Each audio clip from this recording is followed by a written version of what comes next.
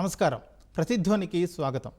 రాష్ట్రంలో ప్రజాప్రతినిధులపై కేసులు ఎత్తివేస్తూ ప్రభుత్వం జీవోలు జారీ చేయడాన్ని రాష్ట్ర హైకోర్టు తీవ్రంగా పరిగణించింది. ప్రజాప్రతినిధులపై నమోదైన కేసులను ఉపసంహరించే అంశంలో సుప్రీంకోర్టు మార్గదర్శకాలు పాటించాలని స్పష్టం చేసింది. వాటిని ఉల్లంఘిస్తే కోర్టు ధిక్కరణే అవుతుందని తేల్చి చెప్పింది. ప్రభుత్వం ఇష్టారీతిగా వ్యవహరిస్తే కోర్టుల్లో ఉన్న ఎంపీలు, ఎమ్మెల్యేల కేసులపై స్టే విధిస్తామని హెచ్చరించింది. అసలు రాష్ట్రంలో ప్రభుత్వం ఇప్పటి వరకు ప్రజాప్రతినిధులపై ఉపసంహరించిన కేసులు ఎన్ని, అలాగే అందుకు అనుసరించిన విధానం ఏంటి, హైకోర్టు హెచ్చరికల నేపథ్యంలో ప్రభుత్వం తీసుకోవాల్సిన చర్యలేంటి అనే అంశాలపై ఈరోజు ప్రతిధ్వని ప్రత్యేక చర్చ చేపట్టింది. మన చర్చలో పాల్గొంటున్న ప్రముఖులు ఎం పద్మనాభరెడ్డి గారు, ఫోరం ఫర్ గుడ్ గవర్నెన్స్ కార్యదర్శి, అలాగే జడ శ్రవణ్ కుమార్ గారు, విశ్రాంత జిల్లా జడ్జి, హైకోర్టు న్యాయవాది. ముందుగా శ్రవణ్ కుమార్ గారు, ప్రజాప్రతినిధులపై నమోదైన కేసులని ఉపసంహరించే విషయంలో హైకోర్టు రాష్ట్ర ప్రభుత్వాన్ని ఎందుకు హెచ్చరించింది? అసలు దీని కారణాలు ఏంటండి? వెరీ గుడ్ ఈవినింగ్ అండి. సార్, ఎప్పుడైనా సరే administration of justice is something different from political interference. పొలిటికల్గా ప్రభుత్వాలు వస్తూ ఉంటాయి, ప్రభుత్వాలు పోతూ ఉంటాయి, కానీ అడ్మినిస్ట్రేషన్ ఆఫ్ జస్టిస్ అనేది ఇట్ ఈస్ ఫర్ ఎవర్. ప్రభుత్వం మారినప్పుడల్లా ప్రతిపక్షం మీద కేసులు పెట్టిన కేసులు మళ్ళీ ప్రతిపక్షంలో అధికారంలోకి వచ్చినప్పుడు కేసులు విత్డ్రా చేసుకోవటం, it's not a play ground కదా. సో ఒక ప్రభుత్వంలో ఒక కేసు పెట్టినప్పుడు ఒకసారి కోర్టు ముందుకు వెళ్ళిన తర్వాత ఆ కోర్టు పరిధిలో ఉన్నటువంటి అంశాన్ని విత్డ్రా చేసుకోవటం అనేది చట్టంలో చాలా సీరియస్ కాన్సిక్వెన్స్గా భావిస్తారు. సిఆర్పిసి సెక్షన్ 321 ప్రకారం ఒక ప్రొసీజర్ ఉంది. దానికి కేసులు తీసేయొద్దు అనేది పూర్తి స్థాయి అంశం కాదు, కానీ ఒక ప్రొసీజర్ ఫాలో అవ్వాలి. అయితే ప్రజాప్రతినిధులు దుర్మార్గంగా ప్రభుత్వ అధికారులని కొట్టడం, తిట్టడం, లేకపోతే ఫండ్స్ మిస్యూజ్ చేయటం, లేకపోతే ఓటర్స్ని బ్రైబ్ ఇచ్చి కొనటం, రకరకాల ఇన్ఫ్లుయెన్స్ చేయటం, ఇలాంటి సందర్భంలో ఎవరైనా కేసులు పెట్టినప్పుడు ఆ పార్టీకి సంబంధించినటువంటి వ్యక్తులు రూలింగ్ రోకులు ఆగానే ఏం చేస్తున్నారు, ఒక జీవో ద్వారా వాళ్ళ మీద ఇంతకుముందు పెట్టినటువంటి కేసుల్ని తీసేసుకుంటున్నారు. వన్ షాట్లో కేసెస్ తీసేసుకుంటున్నారు. ఇప్పుడు జగన్మోహన్ రెడ్డి గారు 2019 జగన్మోహన్ రెడ్డి గారు ప్రభుత్వం రావడంతో ఆల్మోస్ట్ ఆల్ వాళ్ళ ప్రభుత్వంలో ఉన్నటువంటి ఎమ్మెల్యేల మీద, మంత్రుల మీద గత ప్రభుత్వంలో పెట్టినటువంటి కేసులన్నింటినీ రకరకాల జీవోలు ఇచ్చి విత్డ్రా చేసేసుకున్నారు. కేసెస్ విత్డ్రా చేసుకుంటే అడ్మినిస్ట్రేటివ్ జస్టిస్ దేనికి ఉంది, కోర్టులు దేనికి ఉన్నాయి, న్యాయమూర్తులు దేనికి ఉన్నారు, అసలు కేసులు ఎందుకు పెట్టారు, ఎందుకు విత్డ్రా చేసుకుంటున్నారు? మీకు ఒక మాట చెప్తా. ఈ మధ్యకాలంలో ఆంధ్రప్రదేశ్ రాష్ట్ర ప్రభుత్వం ఒక జీవో ఇష్యూ చేసింది. అంటే జీవో అంటే చాలా జీవోలు ఉన్నాయి, కానీ సామ్నేని ఉదయపాను మీద, జగ్గేపేట ఎమ్మెల్యే మీద ఒక కేసు 10 కేసులు విత్డ్రా చేశారు. ఈ 10 కేసులు విత్డ్రా చేసిన దాంట్లో ఓటర్స్కి డబ్బులు ఇచ్చి కొనుక్కున్న కేసు ఉంది, ఇతను ప్రభుత్వ అధికారుల్ని, పోలీస్ ఆఫీసర్లను చొక్కా పట్టుకొని విధులకు ఆటంకించిన కేసులు ఉన్నాయి, 384 లాంటి చాలా సీరియస్ ఎక్సార్షన్ కేసులు ఉన్నాయి. ఇన్ని దుర్మార్గకరమైన కేసులు పెట్టి ఒక్క షాట్లో 10 కేసులను విత్డ్రా చేసి పడేశారు. సుప్రీంకోర్టు ఏమో ఒక పక్క ప్రజాప్రతినిధుల కేసులు చాలా ఎక్స్పీడియస్గా ట్రయల్ ప్రాసెస్ చేసి వాళ్ళని ఇమీడియట్గా చట్టం ముందు వాళ్ళు దోషులో నిర్దోషులో ప్రకటించాలని చెప్తుంటే, ప్రభుత్వం చేతిలో మా చేతిలో అధికారం ఉంది కదా అని వాళ్ళు ఇష్టం వచ్చినట్టు కేసులు విత్డ్రా చేసుకుంటే దానికి చట్టం ఖచ్చితంగా సమాధానం చెప్పి తీరాల్సిందే కదా. నేను ఇంకొక మాట చెప్తాను సార్, ఒక ప్రసాద్ గారు ఒక మాట చెప్పి ముగిస్తా. ఇట్లాంటి దుర్మార్గకరంగా అంశాలు జరుగుతున్నాయని 10/8/2021 అశ్విని కుమార్ ఉపాధ్యాయ అనే కేసులో హానరబుల్ చీఫ్ జస్టిస్ గారు, హానరబుల్ సుప్రీంకోర్టు కొన్ని గైడ్లైన్స్ ఇచ్చింది. ఏం గైడ్లైన్స్ ఇచ్చింది అంటే, ఎప్పుడైతే ప్రజాప్రతినిధుల కేసులు ఎక్స్పీడియట్గా కంప్లీట్ చేయాలి అని సుప్రీంకోర్టు జడ్జిమెంట్ ఇచ్చిందో, ఇమ్మీడియట్గా గవర్నమెంట్లన్నీ they started issuance of giving GOs, withdrawing all cases in the respective courts. So ఇది in order to prevent the malafide action of the government supreme court కొన్ని డైరెక్షన్స్ ఇచ్చింది. ఏమని ఇచ్చింది? డైరెక్షన్స్ ఎప్పుడు ఇచ్చింది? 10/8/2021 డైరెక్షన్స్ ఇచ్చింది. ఏమని?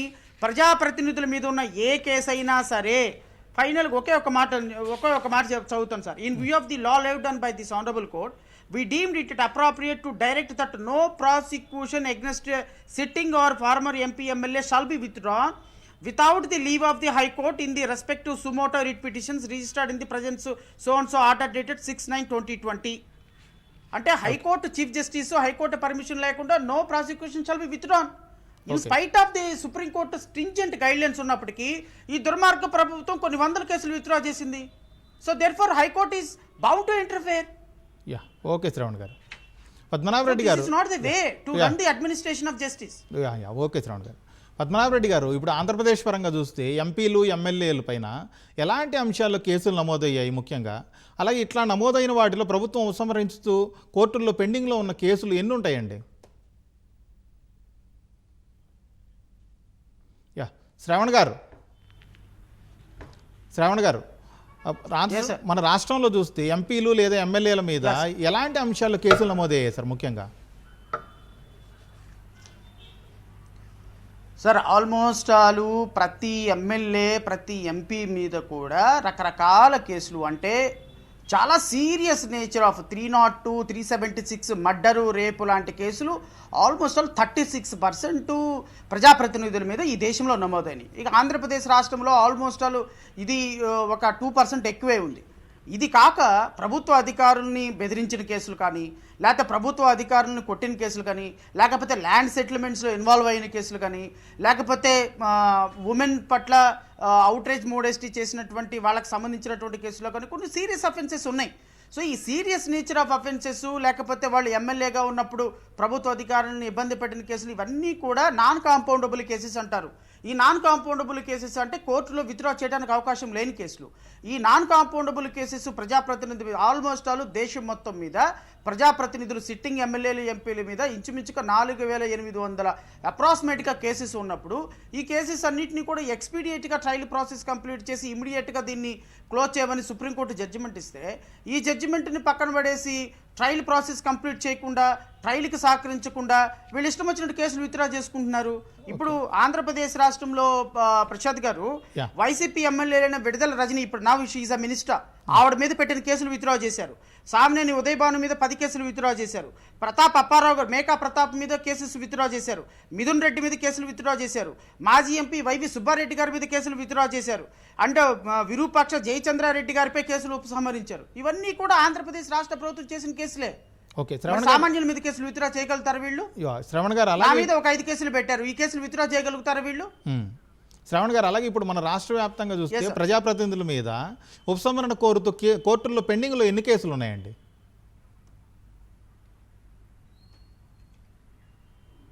నో ఏమైపోయింది అంటే ఓవరాల్గా ఆంధ్రప్రదేశ్ రాష్ట్రంలో జగన్మోహన్ రెడ్డి గారు ముఖ్యమంత్రిగా ఉన్నప్పుడు ఆల్మోస్ట్ వాళ్ళు ఒక 18 నుంచి 23 కేసుల వరకు విత్డ్రా చేసుకున్నారు. ఈ విత్డ్రా చేసుకున్న కేసెస్ అన్నీ ఏది ప్రజాప్రతినిధుల కేసెస్ ఎక్స్పీడియేట్గా ట్రయల్ ప్రాసెస్ కంప్లీట్ చేయమని ఇచ్చిన తర్వాత జగన్మోహన్ రెడ్డి గారి మీద ఉన్న కేసులు హీ హిమ్సెల్ఫ్ విత్డ్రాన్, కంప్లైనెంట్ని బెదిరించో లేకపోతే కోర్టులో రిఫర్ ఛార్జ్ షీట్ వేసో విత్డ్రా చేసుకున్నప్పుడు high court has taken a suo motu cognizance, వాటన్నిటి మీద రివిజన్ కేసెస్ తీసుకుంది. Now the cases are pending with the high court. ఇది కాక ప్రజాప్రతినిధుల మీద ఇంచుమించుగా ఉన్నటువంటి 40 కేసెస్ ఆల్మోస్ట్ అన్ని ప్రజాప్రతినిధుల మీద విత్డ్రా చేసుకున్నారు. ఇది కాక ఇవి ప్రజాప్రతినిధుల కేసెస్, ఇవి పక్కన పెట్టండి. తునిలో ఒక రైలు తగలబెట్టినటువంటి కేసులో, తుని కేసులో కొన్ని 2000 పైన కేసెస్ విత్డ్రా చేసుకున్నారు. ఇంకొకటి రిలయన్స్ వాళ్ళ తండ్రి గారు చనిపోయినప్పుడు రిలయన్స్ షాపుల మీద దౌర్జన్యానికి దిగినటువంటి వైసీపీ అప్పుడున్నటువంటి కాంగ్రెస్ కార్యకర్తలు చేసినటువంటి కొన్ని 100 దొమ్మి కేసులు విత్డ్రా చేసుకున్నారు. అంటే వీళ్ళు ఇష్టం వచ్చినట్టు కేసెస్ పెట్టిన ప్రభుత్వాలేమో వాళ్ళ రాజకీయ ప్రయోజనాల కోసం పెడతాయి, ప్రభుత్వంలోకి రాగానే వీళ్ళు ఇష్టం వచ్చినట్టు కేసులు విత్డ్రా చేసుకోవటం. ఆంధ్రప్రదేశ్ రాష్ట్రంలో నాకు తెలిసి 3500 కేసులు ఇంచుమించుగా అన్ని ప్రజాప్రతినిధులు కానీ లేకపోతే సాధారణమైన కార్యకర్తలు కానీ, నువ్వు పాదయాత్రలో ప్రామిస్ చేసినట్టుగా జగన్మోహన్ రెడ్డి గారు నేను కేసులను విత్డ్రా చేసుకుంటానంటే అవి మీరు ముఖ్యమంత్రి అవగానే విత్డ్రా చేసుకుంటారా? ఆంధ్రప్రదేశ్ రాష్ట్రంలో 67,000 హైకోర్టులో కేసులను విత్డ్రా చేసుకోండి, 4 లక్షల కేసులు లోయర్ కోర్టులో క్రిమినల్ కేసులు పెట్టిన విత్డ్రా చేసుకోండి. So this not the way. High court, supreme court కొన్ని గైడ్లైన్స్ ఇచ్చినప్పుడు, సిఆర్పిసి ఒక ప్రొసీజర్ ప్రిస్క్రైబ్ చేసినప్పుడు, మీరు జీవో ఇచ్చేటప్పుడు కానీ లేకపోతే కేసులు విత్డ్రా చేసేటప్పుడు కానీ you should follow some principle. Supreme court జడ్జిమెంట్లు, హైకోర్టు జడ్జిమెంట్లు, ప్రొసీజర్లో ఉన్నటువంటి ఏంటి ఫాలో చేసి వీళ్ళు విత్డ్రా చేసుకోవాలి తప్ప వాళ్ళ చేతుల పవర్ ఉంది కదా అని మంత్రుల మీద, ఎమ్మెల్యేల మీద, వాళ్ళ పార్టీ కార్యకర్తల మీద how they are suppose to withdraw all the cases అండి. Absolutely it's condemnable. హైకోర్టు చాలా సీరియస్ కామెంట్స్ పాస్ చేసింది మొన్న. ఈ విధంగా కనుక చేస్తే ఖచ్చితంగా it will amounts to contempt of the court అని వార్నింగ్ ఇచ్చింది. I don't know how the people will take it whether they realised or not, I don't know. But henceforth, no prosecution is permitted to withdrawn without the leave of the High Court Chief Justice. Shravan గారు, అలాగే ఇప్పుడు ప్రజాప్రతినిధుల కేసుల విషయంలో supreme court మార్గదర్శకాలు ఏం చెబుతుంది sir? Sir ప్రజాప్రతినిధులు సుప్రీంకోర్టు వెరీ లిమిటెడ్ ఆర్గ్యుమెంట్ తీసుకుందాం సార్. ఎందుకంటే మన చర్చ చూసే ప్రజలకి ఒక మంచి సంకేతం వెళ్ళాలి. జగన్మోహన్ రెడ్డి గారిని ఫర్ ఎగ్జాంపుల్ తీసుకుందాం. జగన్మోహన్ రెడ్డి గారి మీద 2011లో 11 ఛార్జ్షీట్లు కేసులు పెట్టారు. ఈ 2011 నుంచి ఈ రోజు వరకు అంటే ఇంచుమించుగా 2011 నుంచి ఇప్పటి నుంచి అంటే 2021 11 సంవత్సరాలు అవుతుంది సార్. 11 సంవత్సరాల్లో not even single witness were examine. Okay, ఇప్పుడు జగన్మోహన్ రెడ్డి గారి కేసుల్లో ఈ రోజు కేసు విచారణ మొదలైతే నాకు తెలిసి 2032 పడుతుంది, ఇంకొక 10 years పడుతుంది. అంటే 20 సంవత్సరాలు జిల్లా కోర్టులో ఒక కేసులో దోష నిర్దోషాన్ని చెబితే విట్నెస్లో అందరూ కూడా రిటైర్డ్ ఐఏఎస్ ఆఫీసర్లు, అప్పట్లో రిటైర్డ్ ఐఏఎస్ ఆఫీసర్లు ఫ్యాగ్ అండ్ ఆఫ్ సర్వీస్లో ఉన్నారు. వాళ్ళందరూ ఒకవేళ 80-90 సంవత్సరాలు వచ్చిన తర్వాత మీరు ఈ కేసులు విత్డ్రా చేస్తే సాక్షులు ఉండకపోతే ఏం చేస్తారు మీరు? సో దేర్ఫోర్ ఈ విధంగా కొన్ని సంవత్సరాల పాటు ట్రయల్ కొనసాగించడం మంచిది కాదని సుప్రీంకోర్టు, నేను ఒక్క నిమిషంలో ముగిస్తా, I will take 1 more minute. Supreme court ఏం చేసింది అంటే ఏ ప్రజాప్రతినిధి కేసు అయినా వితిన్ స్పాన్ ఆఫ్ 1 yearలో అట్ ది బెస్ట్ ఇంకొక 6 months పెట్టేసి వితిన్ స్పాన్ ఆఫ్ 1.5 yearలో ఇమ్మీడియట్గా కేసులో అతను తప్పు చేశాడా రైట్ చేశాడో తేల్చేమంది. అదర్వైజ్ వాళ్ళు కోర్టులను మేనేజ్ చేసి గొప్ప లాయర్లను పెట్టుకొని ఈ విధంగా 15 సంవత్సరాలు 20 సంవత్సరాలు అని ట్రయల్ ప్రాసెస్ కొనసాగిస్తే ప్రజలకి న్యాయం మీద నమ్మకం కోల్పోతుంది కదా. Okay sir. పద్మనాభరెడ్డి గారు, ఇప్పుడు ఆంధ్రప్రదేశ్ రాష్ట్రం పరంగా చూస్తే ప్రజాప్రతినిధులపై కేసుల ఉపసంహరణ విషయంలో సుప్రీంకోర్టు మార్గదర్శకాలని రాష్ట్ర ప్రభుత్వం ఎంతవరకు పాటించిందండి?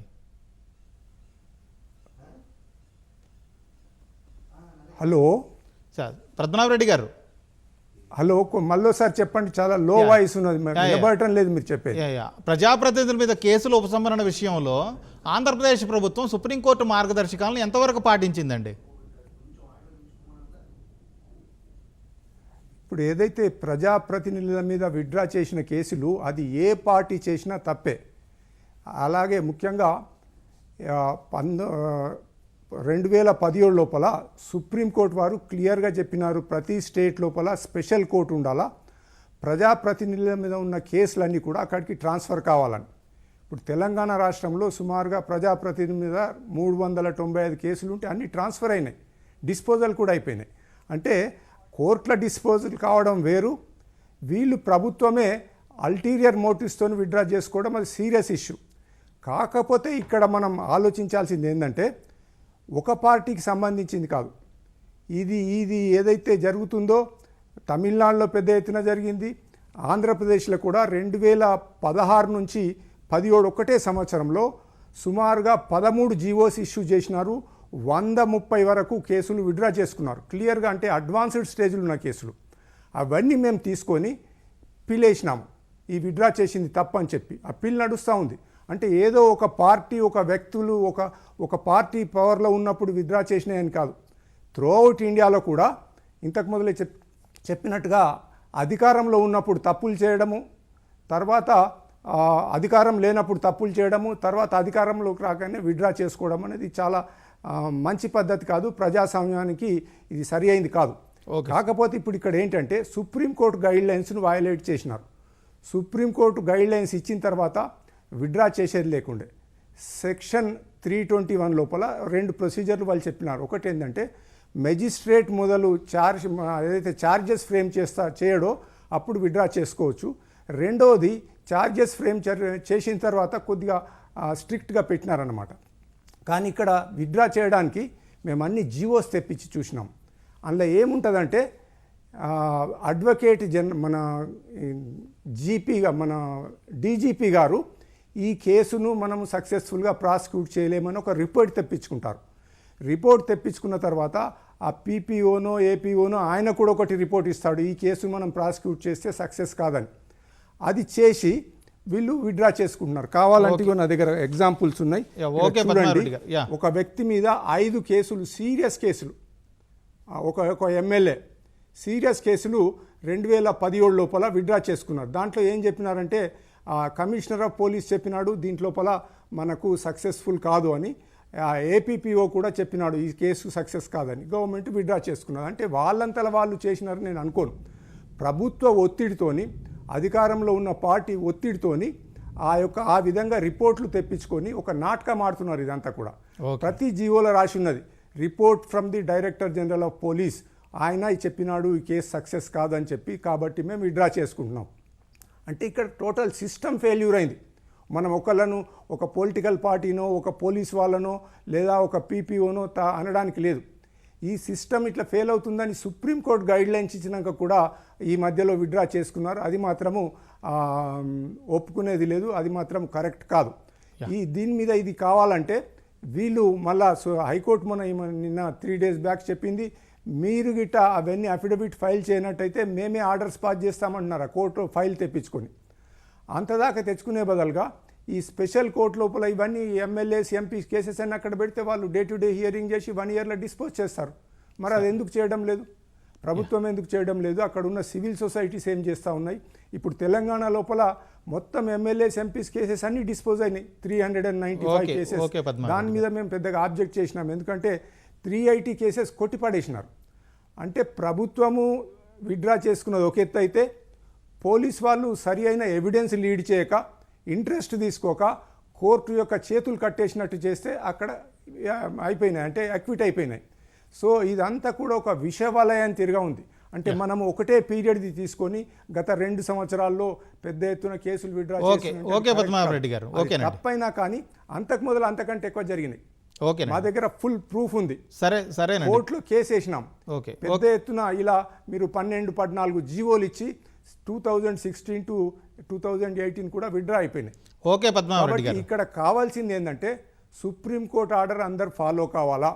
ఇప్పటికైనా కానీ ఆ విత్డ్రా చేసుకున్న సుప్రీంకోర్టు ఆర్డర్స్ ఇచ్చిన తర్వాత, గైడ్ లైన్స్ ఇచ్చిన తర్వాత ఎక్కడైతే విత్డ్రా అయినాయో ఆ కేసులు.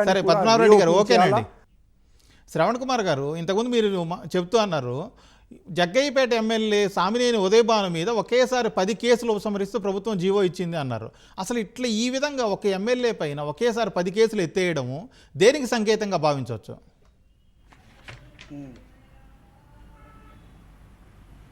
ఇది పొలిటికల్ పవర్ అండి. పవరు మా చేతిలో ఉంది, అన్క్వశ్చనబుల్ పవర్ అంటారు దాన్ని. పవర్ అనేది మన తలకి ఎక్కినప్పుడు మనం ఏం చేస్తున్నాం అన్నది అర్థం కాదు. ఇప్పుడు ఒక కేసు ఒక వ్యక్తి మీద పెట్టినప్పుడు ఆ కేసు ఒక కోర్టులో విచారణలో ఉన్నప్పుడు అది ప్రజాప్రతినిధిగా అతను మిగతా వాళ్ళకి రోల్ మోడల్గా ఉండాలి. ఒక సామాన్యమైనటువంటి వ్యక్తి మాత్రం పొద్దున్నుంచి సాయంత్రం వరకు కోర్టులోకి వెళ్ళిపోయి నుంచొని ట్రయల్ ఫేస్ చేస్తున్నాడు. అనుకున్న స్థాయిలో 1,000, 10,000, 20,000 లేకపోతే 50,000 ఖర్చు పెట్టుకుని లాయర్లు పెట్టుకొని ఫేస్ చేస్తున్నాడు. పొద్దున్నుంచి సాయంత్రం వరకు కోర్టు దగ్గర కూర్చొని బెయిల్ తీసుకొని లాయర్లు పెట్టుకొని సాక్షులను విచారించుకొని బయటకు వస్తున్నారు. మీ చేతిలో పవర్ ఉంది కదా అని ఒక ఎమ్మెల్యే మీద ఒక 10 కేసులు విత్డ్రా చేసేసి ఇంకో మంత్రి మీద ఒక 20 కేసులు విత్డ్రా చేసుకొని మళ్ళీ రేపొద్దున మీరు ప్రతిపక్షంలో ఉన్నప్పుడు మరలా మీ మీద పెట్టినటువంటి ఇప్పుడు ఈ 5 సంవత్సరాల్లో జగన్మోహన్ రెడ్డి గారు నాకు తెలిసి ఒక 500 కేసులు పెట్టుంటారు ఆంధ్రప్రదేశ్లో ప్రతిపక్షం మీద. రేపొద్దున ఈ ప్రతిపక్షం అంతా పాలకపక్షం వచ్చిన తర్వాత ఈ 500 కేసులు వీళ్ళ మీద పెట్టిన కేసులు విత్డ్రా చేసుకోవటమేగా. What does it mean? It means ప్రభుత్వం మా చేతిలో ఉన్నప్పుడు మేము విత్డ్రా చేసుకుంటాము, మేము ప్రతిపక్షంలోకి మేము మళ్ళీ ప్రభుత్వంలోకి రాగానే మేము ప్రతిపక్షం మీద కేసులు పెడతాము. It's nothing but a misuse of power.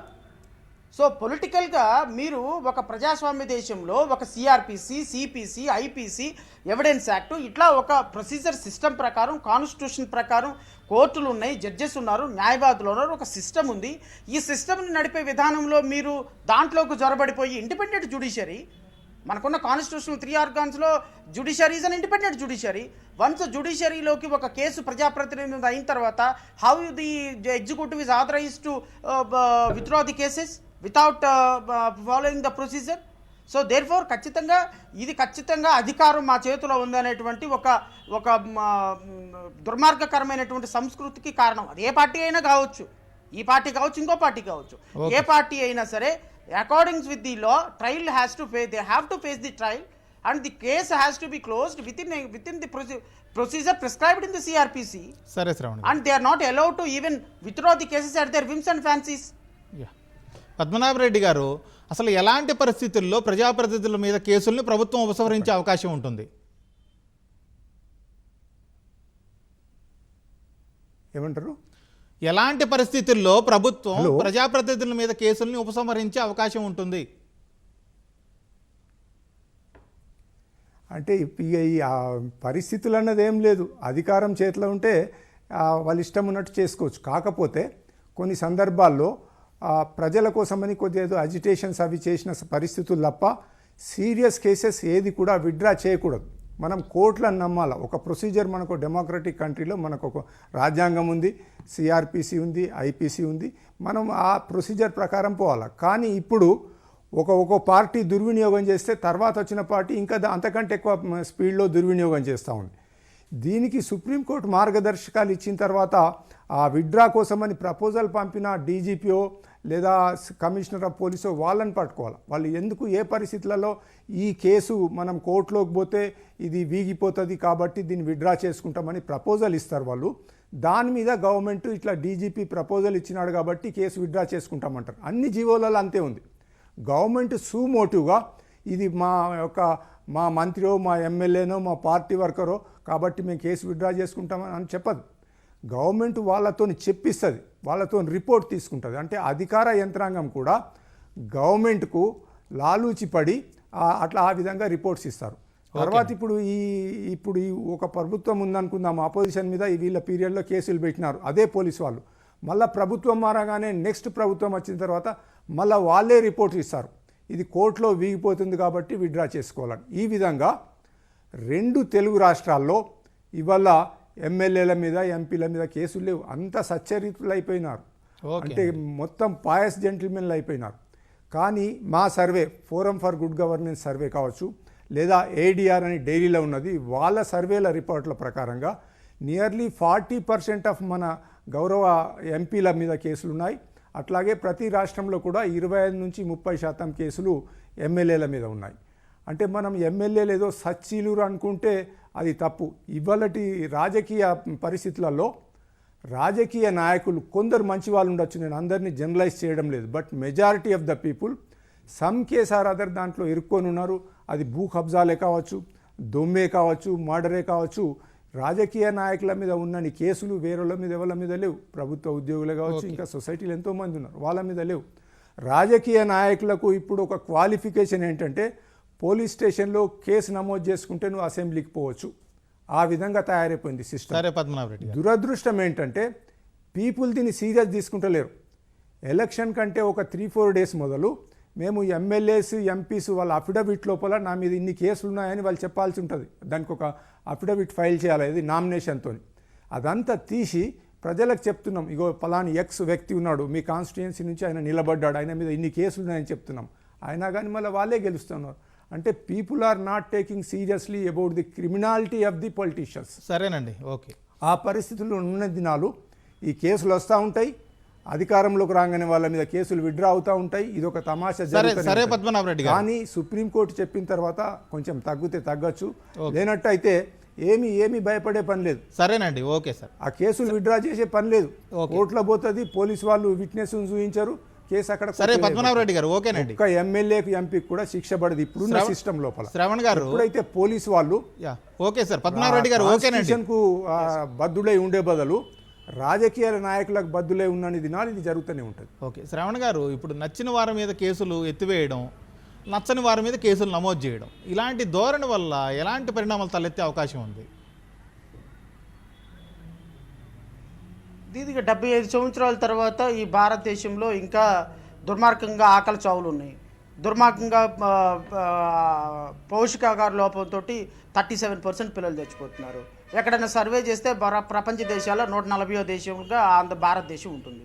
ఇదే పొలిటికల్గా ఒక సిస్టమ్ అనేది కాన్స్టిట్యూషన్ ప్రకారం నడవకపోతే దాని రిప్లికేషన్స్ ఒక వ్యవస్థలో ఉండవు. ప్రసాద్ గారు, ఇది మా బాధ అంతా ఏంటి అంటే, ఒక రాజకీయ నాయకుడిగా ఒక వ్యక్తి వచ్చి ఒక భూ కబ్జా చేసి, ఒక ప్రభుత్వ భూమిని ఆక్రమించి, ఒక ప్రభుత్వ అధికారిని కొట్టి, ఒక 100 కోట్ల 200 కోట్ల ఖర్చు పెట్టి, మరలా రేపొద్దున ఆయన ఎమ్మెల్యేగా ఓటుకు 10,000 ఇచ్చి, ఓటుకు 5,000 ఇచ్చి కొంటున్నాడు.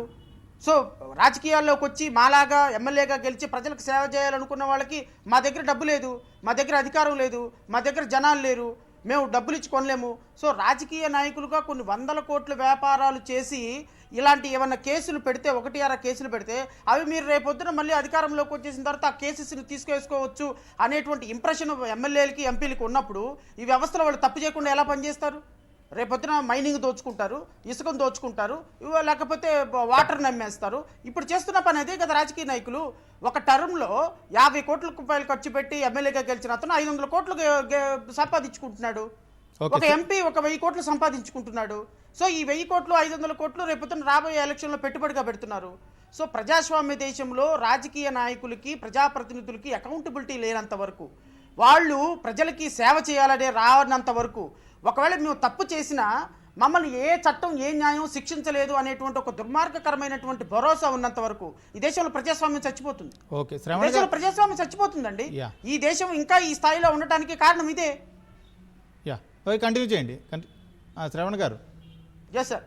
ఓకే అలాగే దేర్ఫోర్ నేను అనేది ఏంటంటే ప్రసాద్ గారు, ఇప్పుడు ఒక్క నిమిషం నేను అనేది ఏంటంటే, ఎవరైనా ఒక ఎమ్మెల్యే మీద ఒక ఆరోపణ వచ్చినప్పుడు మేము అతన్ని ఉరేయమని మేము అనటంలా, ఒక ఎంపీ మీద ఆరోపణ వచ్చినప్పుడు అతను జైల్లో వెనమని మేము అనటంలా, అట్లీస్ట్ అతను తప్పు చేశాడా రైట్ చేశాడా అనేది చట్ట ప్రకారం విత్ ఇన్ స్పాన్ ఆఫ్ టైంలో కనుక నిరూపించలేకపోతే, కొన్ని 10 సంవత్సరాలు ఒక వ్యక్తి మీద ప్రాసిక్యూషన్ కొనసాగితే సామాన్యుడికి చట్టం మీద ఏ విధమైన నమ్మకం ఉంటుంది?